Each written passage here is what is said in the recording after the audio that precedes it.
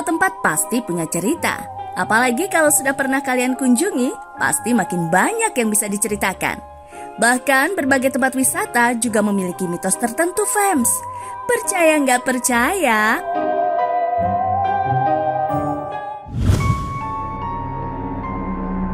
Buat warga Tangerang, Banten, pasti sudah kenal sama situ Cipondoh. Tempat ini merupakan salah satu tempat wisata favorit di kota Tangerang, fams. Suasananya tenang dan bikin betah. Fams, meski memiliki potensi wisata yang luar biasa, situ Cipondoh juga memiliki reputasi di masyarakat sebagai tempat tinggal makhluk halus berbentuk buaya putih dan ular aneh yang memiliki mustika pada bagian kepalanya. Penemuan jenazah wanita mengambang di situ Cipondoh juga kerap dikait-kaitkan dengan keangkeran situ seluas puluhan hektar ini yang lokasinya berbatasan langsung dengan Jakarta Barat. Kalau mitos ada selintingan sih, cuma kan namanya di rawa, danau itu pasti ada lah Mbak ya, kalau kayak gitu-gitu sih. Keberadaan buaya putih dan ular bermustika di situ Cipondoh sudah menjadi bagian kisah mitos di kalangan warga Tangerang dan sekitarnya. Entah sejak kapan mereka menjadi penghuni situ, fams. Kabarnya juga, mereka akan menampakkan diri jika ada orang-orang yang melakukan perbuatan tak terpuji di sekitar situ. Benar tidaknya berita itu? Percaya nggak percaya, fams? Berikutnya, keberadaan makam yang lokasinya tak jauh dari situ Cipondoh juga menjadi magnet bagi orang-orang tertentu. Makam yang berada di desa Cipete, Kecamatan Pinang ini, fams, bisa ditempuh lewat jalur air dengan naik perahu sekitar 5 menitan. Sementara jika via jalur darat, butuh waktu 15 menit dengan kendaraan bermotor. Menurut penuturan warga, makam yang berada di sekitar situ Cipondoh itu tidak bisa dipindahkan. Usianya terbilang tua dan dipercaya sebagai makam orang pertama yang menghuni situ Cipondoh.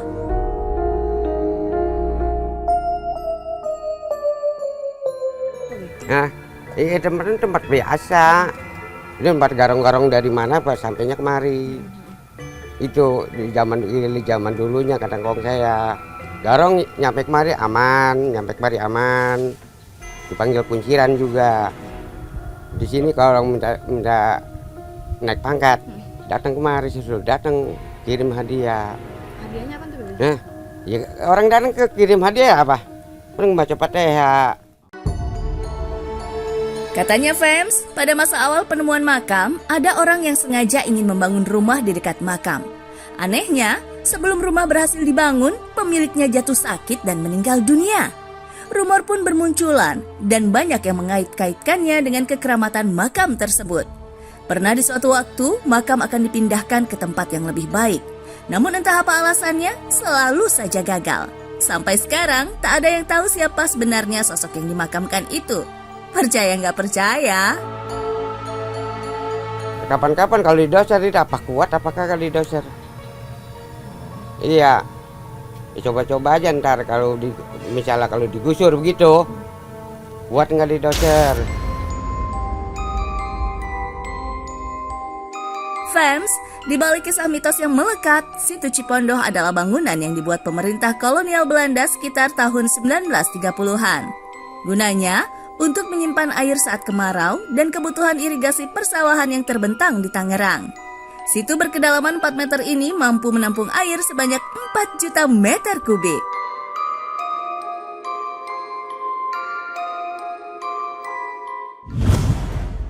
Fams, sekilas tak ada yang aneh dengan air terjun di Malang, Jawa Timur ini. Airnya bersih, hawa sejuk, dan pengunjungnya tak pernah sepi. Meski begitu, air terjun ini justru terkenal dengan sebuah kisah kutukan terhadap pasangan yang datang. Aliran air terjun konon juga kerap dijadikan sarana pesugihan. Inilah Coban Rondo. Terletak di Desa Pandasari, Pujon, lokasi Coban Rondo hanya berjarak 1,5 jam dari pusat kota Malang.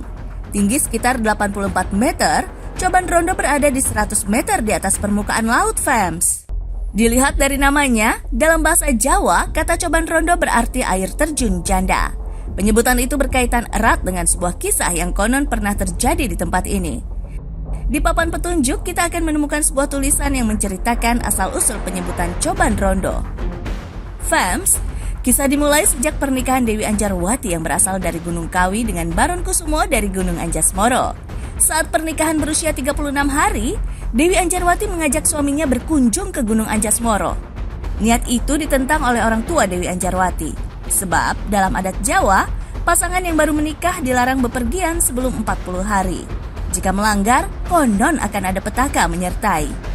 Dewi Anjarwati bersikeras pergi, dan pasangan ini tetap berkunjung ke Gunung Anjas-Moro, fams. Tak disangka-sangka, muncul sosok lelaki misterius Joko Lelono yang menghadang perjalanan mereka. Joko Lelono terpikat dengan kecantikan Dewi Anjarwati dan ingin merebut Dewi Anjarwati dari Raden Baron Kusumo. Pertarungan pun terjadi. Demi melindungi istrinya, Baron Kusumo minta para pengawal membawa Dewi Anjarwati bersembunyi di lokasi yang ada air terjunnya. Pada akhirnya, Joko Lelono dan Raden Baron Kusumo tewas. Sementara itu, fams, tinggallah Dewi Anjarwati sendiri, berdiam diri sambil masih setia menunggu kehadiran suaminya. Kisah inilah yang dipercaya menjadi cikal bakal penyebutan Coban Rondo. Fams, ratapan Dewi Anjarwati berkembang menjadi sebuah kepercayaan di antara para pengunjung. Konon, pasangan wisatawan yang datang ke Coban Rondo bisa mendapatkan dampak serupa, yakni putusnya hubungan seperti yang dialami oleh Dewi Anjarwati. Meski begitu, Siswanto selaku kedua lembaga adat desa menyanggah mitos tersebut. Tidak mungkin, jadi tidak menyebabkan orang lain itu menjadi putus hubungannya sama calon istri atau bukan. Yang penting itu di sini itu memang harus berperilaku sopan. Sosok Dewi Anjarwati sendiri, fams, justru dikenal warga sebagai sosok pelindung di area air terjun. Konon, penampakan perempuan Laksana Dewi pernah muncul di kawasan air terjun. Selain itu, punakawan atau pengawal Dewi Anjarwati diyakini masih menghuni area Coban Rondo. Konon, mereka setia menunggu Dewi Anjarwati yang diyakini masih bertapa di balik air terjun. Berseberangan dengan pura, sebuah batu besar yang menghadap aliran sungai dipercaya menjadi kerajaan gaib kera-kera penunggu Coban Rondo. Memang, jika dilihat secara kasat mata, gerombolan kera banyak sekali yang berkeliaran di Coban Rondo. Sebuah mitos bisa jadi diceritakan sebagai bentuk pembelajaran. Sosok Dewi Anjarwati, Baron Kusumo, dan Joko Lelono memang tak pernah tertulis di kitab sejarah. Tetapi kesetiaan Dewi Anjarwati, keberanian Baron Kusumo membela harkat keluarga, mungkin bisa dijadikan teladan. Percaya nggak percaya?